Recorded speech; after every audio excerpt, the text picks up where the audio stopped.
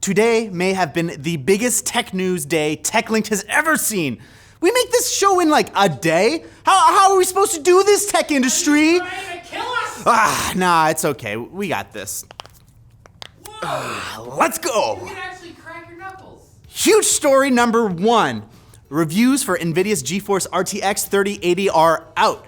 And it looks like the hype wasn't entirely misplaced. Sure, it's not quite twice as powerful as the RTX 2080 across the board, but when NVIDIA said that, they apparently meant specifically in Quake 2 RTX and Minecraft RTX, not necessarily in every game. They didn't even know people played other games, so the confusion's understandable. However, the RTX 3080 does fetch performance around 75% faster than the 2080 on average, which is frankly sick. And it finally makes gaming in 4K at ultra settings and high refresh rates seem normal? Jensen, you've outdone yourself. I love you, Jensen. I love you. We'll have to see what AMD has to offer when they release their big Navi graphics card. They released a model of what we think is the RX 6900 XT in Fortnite for some reason, and more leaks have since given us a more detailed look. You know what? I think it's got a chance. It's got like 3 fans, 3080's only got 2. You do the math. I did. 3 plus 2 equals 33, bro. Huge story number 2. At their Time Flies event yesterday, Apple unveiled the Apple Watch Series 6 for $399, featuring the normal improvements you'd expect to battery life, usability, but it can also now measure blood oxygen levels, track it, make fun of your oxygen-deprived friends. You can track it and make fun of all of your oxygen-deprived friends.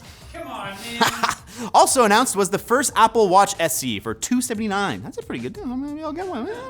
Featuring the chip from the Series 5 and a few other downgrades. Apple has made a deal with Singapore, which will be paying its citizens up to $280 to exercise with an Apple Watch. What? Apple also unveiled an 8th gen iPad with an A12 chip and an iPad Air with a new A14 chip, suspected to be the same chip that will be found in the iPhone 12.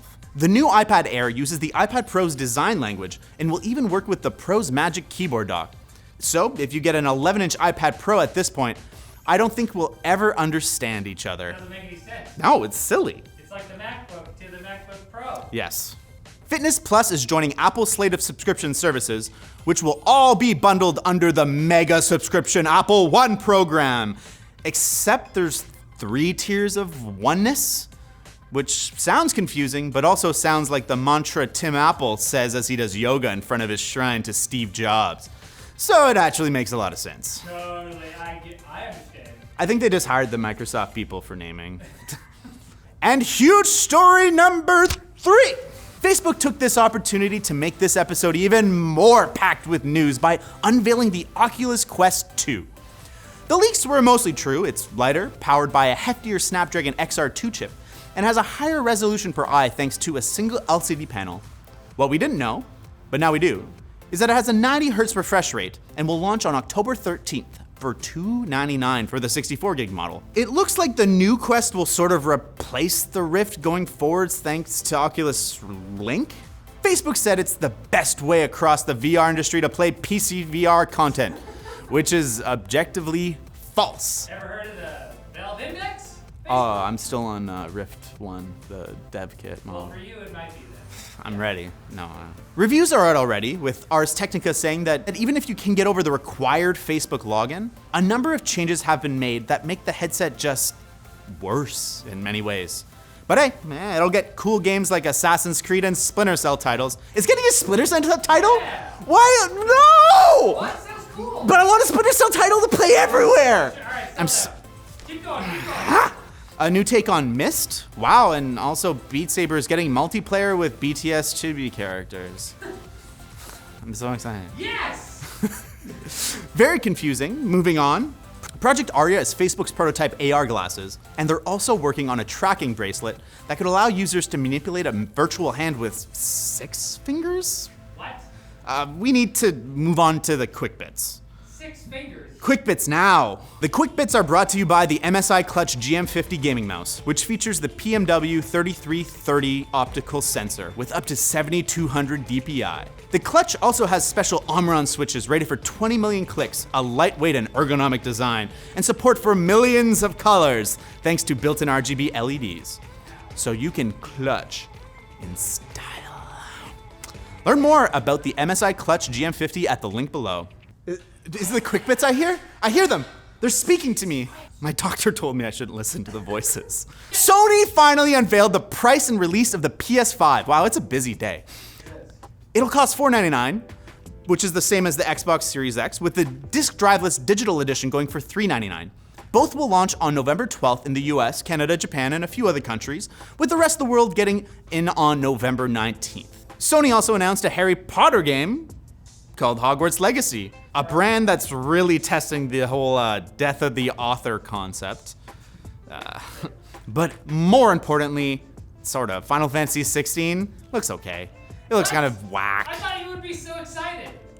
I've been hurt. I've been hurt, Riley. Guy. When was the last good Final Fantasy 7? It was this year, fine. I don't know, But before that, yeah. only tears. Maybe this is finally the last one.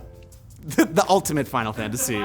The final Final Fantasy. Although apparently it's also coming to PC, so don't get your anime hair in a bunch if you were worried you wouldn't be able to get a PS5 because Sony was reducing stock. Also, they say they aren't doing that. Now they're sending them on planes. Apple is continuing their retaliation against Epic, filing a new court motion claiming Epic started a fire, pouring gasoline on it, and is now asking for emergency assistance. The filing again asks a court to allow Apple to ban all Epic developer accounts, including the one used to update the Unreal Engine. Cupertino has been blocked from doing this so far by a restraining order, but they're concerned Epic will use that account to insert malware or more direct payment options like they did in Fortnite. Epic is not respecting the 3 tiers of oneness, not at all. TikTok competitor has capitalized on its rival's instability by getting TikTok's biggest star, Charli D'Amelio, who I know all about, to sign up. It's not an exclusive agreement, but it doesn't look great on TikTok owner ByteDance, who is considering moving the app's headquarters to the US and/or spinning it off into a separate company as part of its deal with Oracle. Thankfully, there are approximately like 2 billion clones of D'Amelio doing their own flirty dances on Triller, Instagram Reels, the YouTube Shorts, and everywhere else, so I'm sure it's not that big a deal. EA is officially killing the Origin gaming brand, shortly after renaming Origin Access to EA Play. The company's doing the same with the desktop app, which will now be known as the EA Desktop app. It's in the game. Challenge everything. I mean, it's definitely less catchy, but at least we won't get it confused with Origin PC anymore. Press F, my dudes. Kiss fingers, lift them up. Yeah. And Microsoft's experiment with running servers under the sea apparently went swimmingly. I didn't write this. This is him. The project had just 1/8 the failure rate of a land-based data center, and cooling is a lot better down where it's wetter. Also harder for hackers to gain physical access to, unless there are hacker mermaids. Oh no. Ariel always looks suspicious to me. Well, that's more than enough tech news for one day. Come back on Friday for more because I need a break. No tech news for at least one day, okay? Please.